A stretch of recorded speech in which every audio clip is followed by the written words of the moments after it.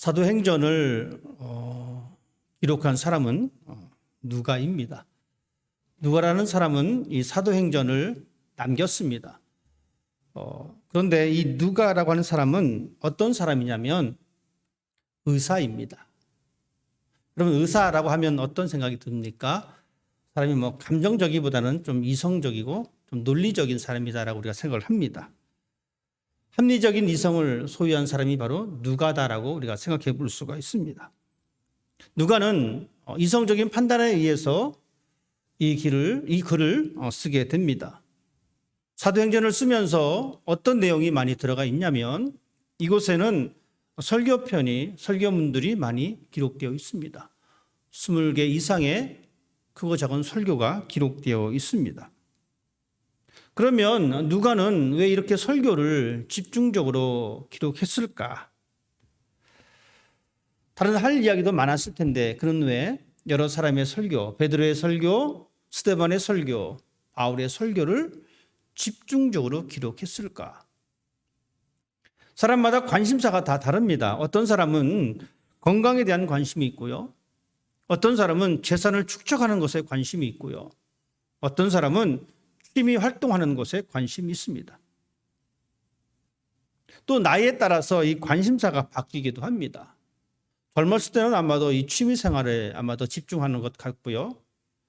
나이가 조금 들면서 노년에 대한 관심이 또 바뀌기도 하고요. 건강에 대해 바뀌기도 합니다. 사람이 처한 나이와 환경에 따라서 바뀝니다. 아마도 이 누가도 마찬가지였을 것입니다. 그는 이 초대교회 사람들에게 훗날의 역사에게 남겨주려고 이 말을 썼을 텐데 그는 이 말씀을 쓰면서 그의 관심사는 말씀이었던 것 같습니다. 그래서 사도행전에는 이 설교가 많이 기록되어 있습니다. 즉 이 말은 교회에 필요한 사역이 바로 말씀이다라는 사실입니다. 교회에서 말씀을 빼면 잘못 지어지는 교회입니다. 여러분, 이 말은 우리의 삶 속에서 하나님의 말씀을 빼버리고 다른 것으로 많이 채워진다면 우리의 신앙은 건강한 신앙이 될 수가 없습니다. 바람이 불면 그 건물은 무너질 수밖에 없습니다. 예를 들어서 이렇게 생각해 보십시다. 하나님의 말씀을 읽고 듣는 것보다 우리는 기적에 관심이 많습니다. 여러분, 얼마나 멋진 삶입니까?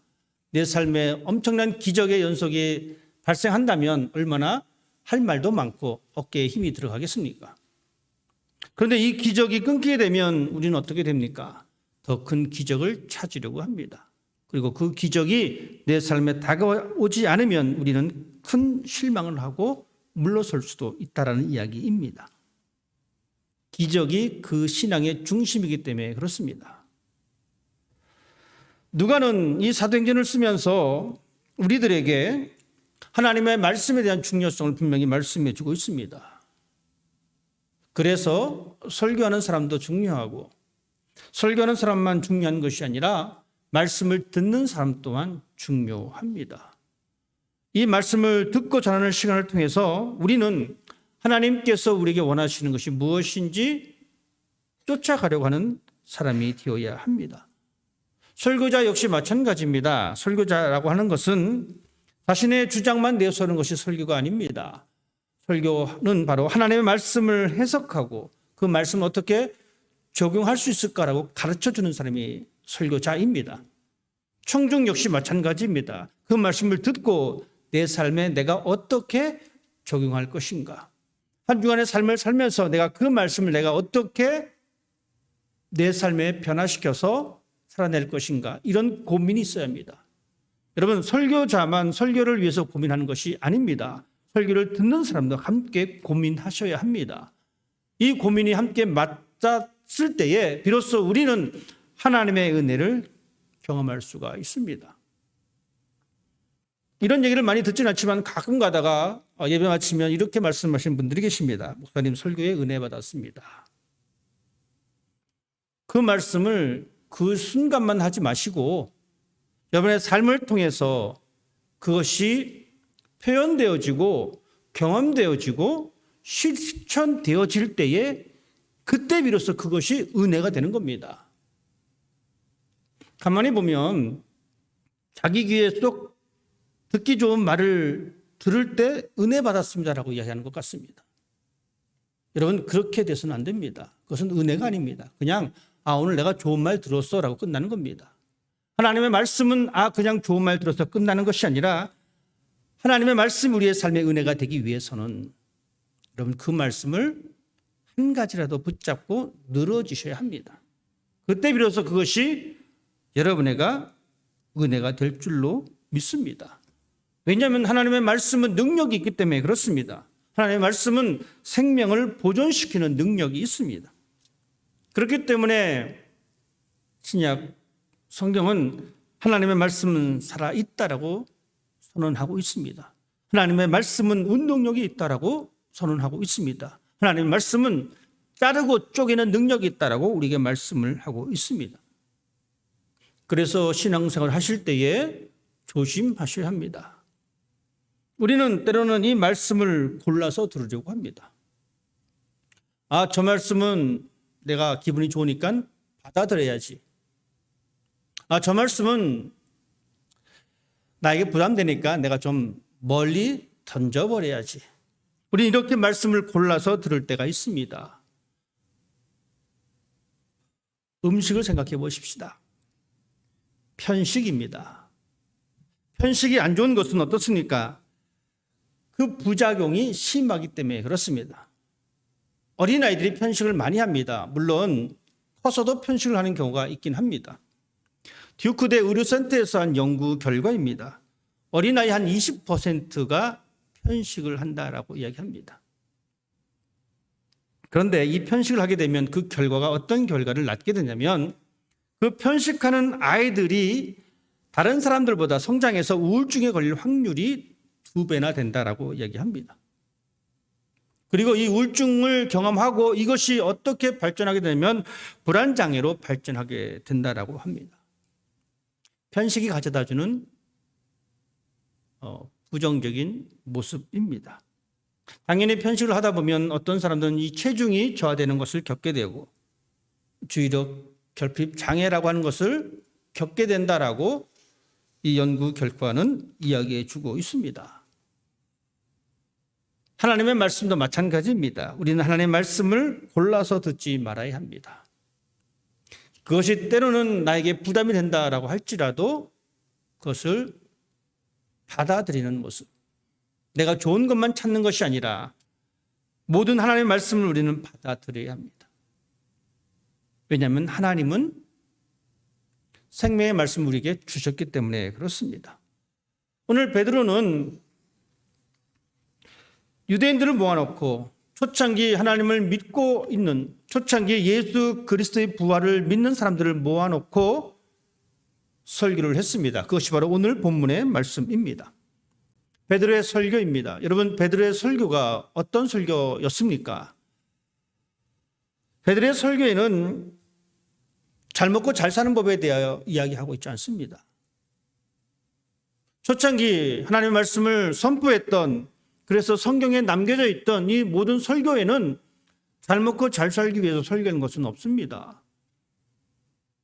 출세를 잘하는 방법이 무엇인지에 관하여 설교하고 있지도 않습니다. 어떻게 하면 우리가 부귀영화를 누려야 될 것인가에 대하여도 설교하고 있지 않습니다. 이 모든 것은 설교의 주제가 아닙니다. 하지만 안타깝게도 요즘 사람들이 좋아하는 설교의 주제는 어떻게 하면 잘 먹고 잘 사느냐, 어떻게 하면 부귀영화를 누리느냐, 어떻게 하면 권력을 누릴 수 있느냐라는 것입니다. 오늘 우리가 읽은 이 본문의 말씀을 여러분 기억하십시다. 베드로의 설교는 잘 먹고 잘 사는 것이 아니었습니다.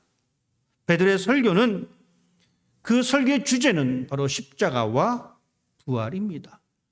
이것이 바로 설교의 주제입니다. 제가 처음에 말씀드렸습니다. 설교를 하는 사람과 설교를 듣는 사람이 동일한 고민을 가지고 있어야 됩니다. 이 말은 우리도 이 베드로의 설교를 들으면서, 여러분도 설교를 들으면서 여러분들의 관심 주제는 십자가와 부활이 되어야 합니다. 이것이 신앙생활을 하고 있는 사람의 올바른 모습입니다. 수만 명이 모였다 할지라도 그곳에 신앙의 주제가, 신앙의 관심이 십자가와 부활이 아니면 그 수만의 사람은 아무 의미 없는 사람입니다. 여러분, 한 명이 모이건 10명이 모이건 그 신앙의 주제가 십자가와 부활이 된다면 우리는 선포된 말씀대로 살아가는 사람입니다. 여러분, 그것에 대한 자신감, 자긍심을 갖기를 바랍니다. 십자가와 부활이 우리의 신앙의 관심사가 되어야 합니다. 나머지는 부수적인 것입니다. 그런데 우리는 이 부수적인 것에 너무나 신경을 씁니다. 하지만 여러분, 우리가 더 많이 신경 써야 할 것은 십자가와 부활이 되어야 합니다. 베드로의 설교의 결론은 이 36절입니다. 이것이 베드로가 말하고자 했던 내용입니다. 36절은 이렇게 기록하고 있습니다. 그런즉 이스라엘 온 집은 확실히 알지니 너희가 십자가에 못 박은 이 예수를 하나님이 주와 그리스도가 되게 하셨느니라. 베드로의 설교의 주제가, 그의 결론이 예수를 하나님이 주와 그리스도가 되게 하셨다라고 말씀을 드렸습니다. 여러분, 이것이 우리의 삶의 결론이 되어야 합니다. 예수가 2000년 전에 십자가에 달려 돌아가신 그 예수가 우리의 주, 우리의 그리스도, 나의 주, 나의 그리스도. 여러분, 주라고 하는 것은 어떤 말이냐면 주인이라는 이야기입니다. 즉 예수님이 온 세상을 다스리시는 분이다라는 이야기입니다. 이 단어는 일반인에게 붙여진 단어가 아니었습니다. 이 단어는 오직 황제에게만 붙여졌던 단어입니다. 즉 황제가 주입니다. 그런데 초대 기독교에서는 이 황제가 주가 아니야, 예수가 주인이야 라고 선포하고 있는 것입니다. 이 말은 바로 예수께서 황제 위에 존재한다라는 이야기입니다. 여러분, 그때 당시 황제가 생사 여부를 결정했던 사람입니다. 황제가 살리면 살리고 죽이면 죽이게 되는 그런 권력을 가지고 있는 사람입니다. 하지만 베드로는 이 설교를 통해서 아니야, 황제가 아니라 예수가 주인이야라고 선포하고 있습니다. 즉 예수가 황제 위에 존재하는 존재이다라는 것입니다. 여러분, 이 말은 우리 어떻게 받아들여야 되냐면 이 시대에 예수가 이 세상을 다스리는 분이다라는 것이니까 이 세상을 살아가면서 우리가 겪게 된 이 수많은 모든 것들, 그 모든 것들 위에 존재하는 존재다라는 이야기입니다. 어떤 사람들은 명예를 얻기 위해서 살아갑니다. 어떤 사람은 권력을 얻기 위해 살아갑니다. 우리는 재물을 얻기 위해 살아갑니다. 이렇게 살아가고 있는 우리가 다시 한번 고백하는 것은 그래, 재물이 내 삶을 지배하는 존재가 아니야 라고 하는 것입니다. 명예가 내 삶을 이끌어가는 존재가 아니야 라고 고백하는 것입니다. 즉 내 명예 위에 존재하는 그분, 내가 추구하는 재물 위에 존재하는 그분이 바로 예수 그리스도다. 이것이 바로 우리 신앙의 고백입니다. 그리고 베드로는 말하고 있습니다. 그리스도라고 설명하고 있습니다. 그리스도, 기름 부음을 받은 사람이라는 뜻입니다. 즉 메시아입니다. 구원자, 나의 영과 혼의 구원자 되신다라고 하는 이야기입니다. 이것이 바로 예수님을 통해서 우리가 받아들이고 고백하는 신앙의 내용입니다. 오늘 베드로는 수많은 사람들 앞에서 예수 그리스도가 어떤 분인지 선포하고 있습니다. 그는 말합니다. 예수님께서 기적과 놀라운 일을 나타내신 분이다라고 설명해 주고 있습니다. 예수님은 기적의 아이콘과 같습니다. 예수님의 공생애를 우리가 3년으로 추정하고 있습니다. 그 3년 동안 예수님께서 보여주셨던 놀라운 기적과 이적들이 있습니다. 왜 예수님은 그러한 기적을 보여주셨을까? 앞을 보지 못하는 사람을 보게 하셨습니다. 걷지 못하는 사람들을 걷게 하셨습니다.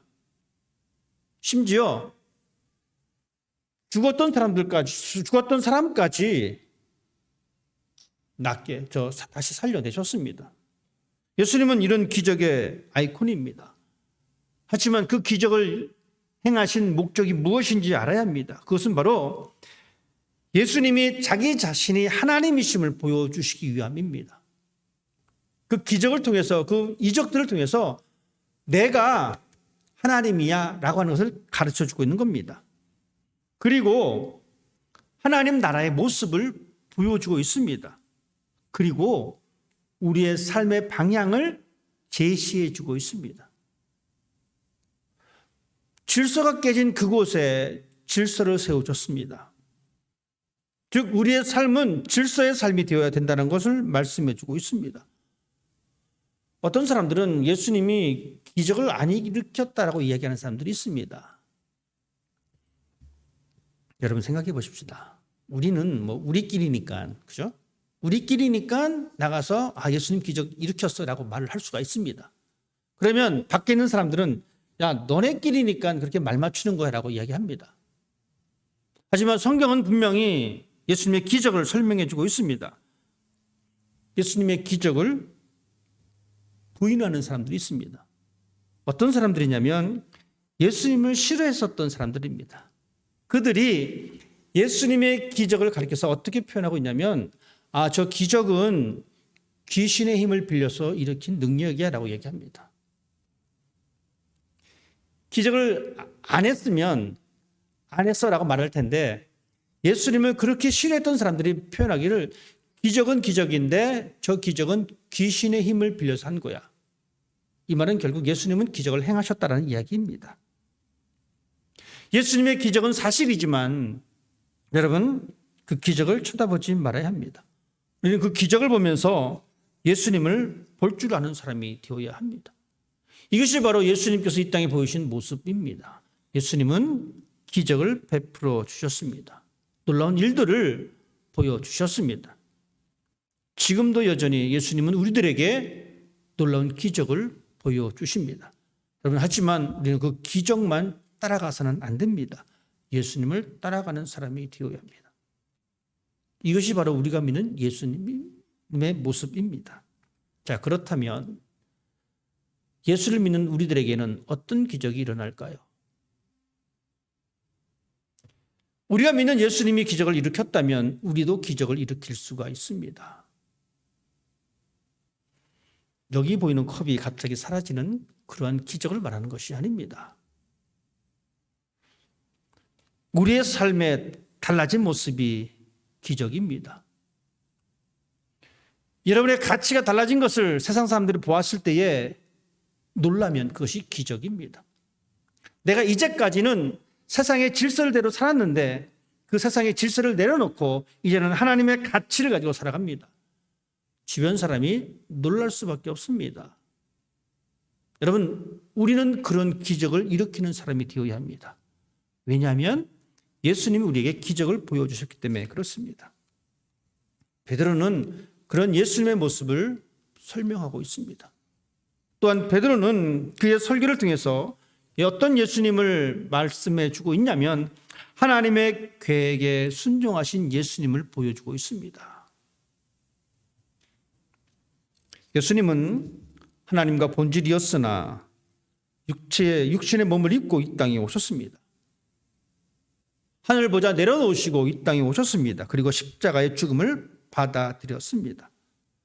이것은 사람에 의해서 계획된 것이 아니라 하나님의 계획에 의해서 계획된 십자가입니다. 예수님은 이 십자가를 받아들였습니다. 예수님은 하나님의 계획에 순종하셨습니다. 나를 위해서 예수님은 하나님의 말씀에 순종하셨습니다. 예수님도 이 십자가가 싫었습니다. 무서웠습니다. 그래서 어떻게 하든지 간에 하고 싶지 않았습니다. 하지만 결국에는 예수님께서는 이 말씀에 순종했습니다. 즉 자신의 편에서 이룬 것이 아니라 하나님의 편에서 하나님의 계획에 순종했습니다. 예수님께서 순종하셨기에 우리도 순종합니다. 예수님께서는 자신의 편에서 신앙을 해석하신 것이 아니라 하나님 편에서 신앙을 바라봤습니다. 여러분, 이것도 우리가 갖춰야 할 신앙의 모습입니다. 내 편에서, 내 관점에서의 신앙이 아니라 하나님 관점에서의 신앙이 필요합니다. 이것이 바로 예수님을 따라가는 사람의 모습이어야 합니다. 이 십자가는 하나님의 계획이었고 하나님의 섭리였습니다. 이것은 실패가 아니었습니다. 하나님의 의지와 예수님의 순종의 결과입니다. 예수님께서는 자신을 희생하면서 버림으로써 얻은 값진 승리의 모습입니다.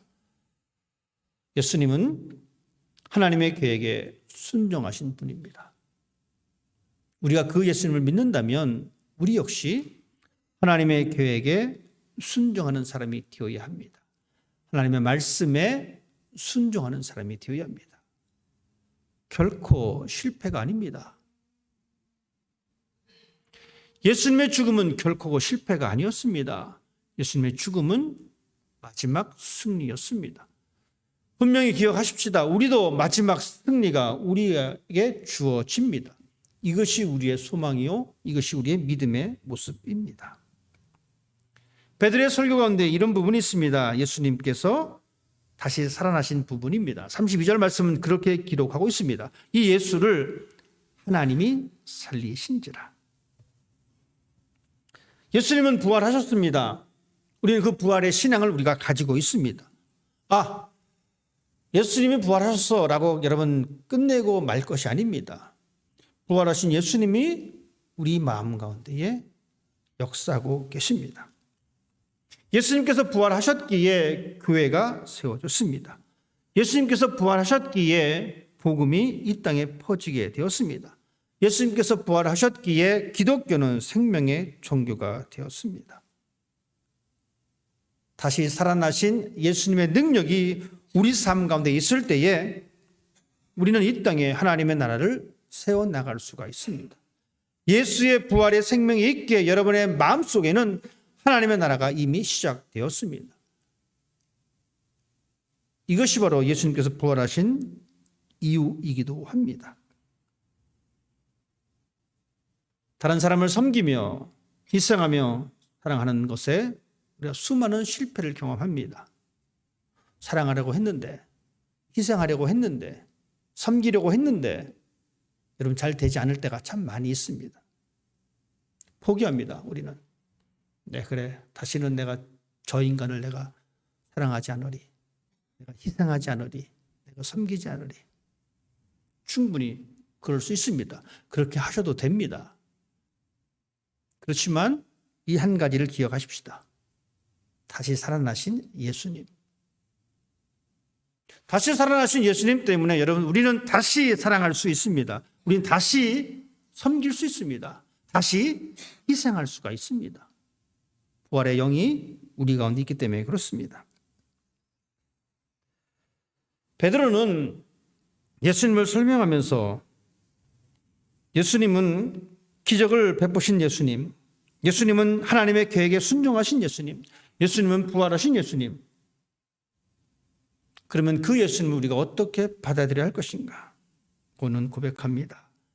우리의 주인 되신 예수님.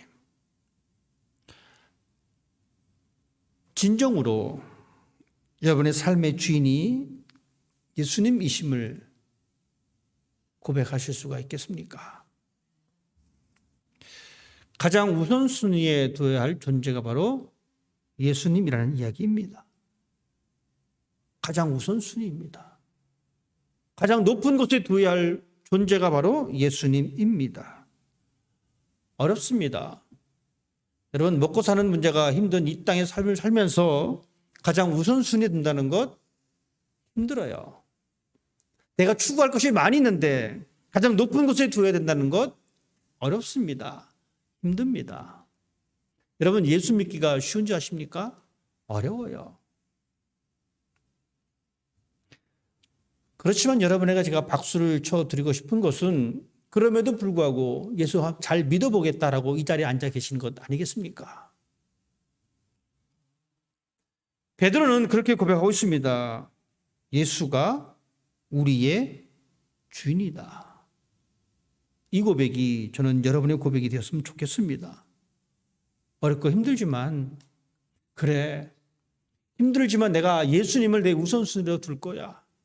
힘들지만 예수님을 나의 최높은 곳에 올려놓을 거야 라고 하는 이 고백, 그리고 그 예수를 우리가 선포해야 합니다. 그리고 그 예수가 우리의 삶에서 표현되어야 합니다. 가끔 가다가 재채기 하시는 분들 계십니다. 여러분 재채기 다 하시잖아요. 남모르게 재채기 하는 것 쉽습니까? 어렵습니까? 어렵습니다. 재채기 하면 다 압니다. 감출 수가 없어요. 우리 신앙에도 이런 모습이 있었으면 좋겠습니다. 예수님이 내 삶의 가장 우선순위가 된다는 것을 표현할 수밖에 없는 그러한 사람이 된다는 것. 여러분, 다윗은 그것을 고백했습니다. 다윗은 그것을 고백하고 있습니다. 베드로는 우리들 또한 그러한 삶을 살기를 원하고 있습니다. 우리에게 보여주신 그 예수님, 여러분 삶 가운데 드러내시고 고백하시고 그 예수님을 우선순위로 두고 살아가는 여러분이 되어서 하나님의 말씀이 이 성경책에 갇혀 있는 것이 아니라 여러분 삶 가운데에 기록되어지고 펼쳐주신 그런 아름다운 신앙인이 되기를 주님의 이름으로 부탁을 드립니다. 기도하겠습니다.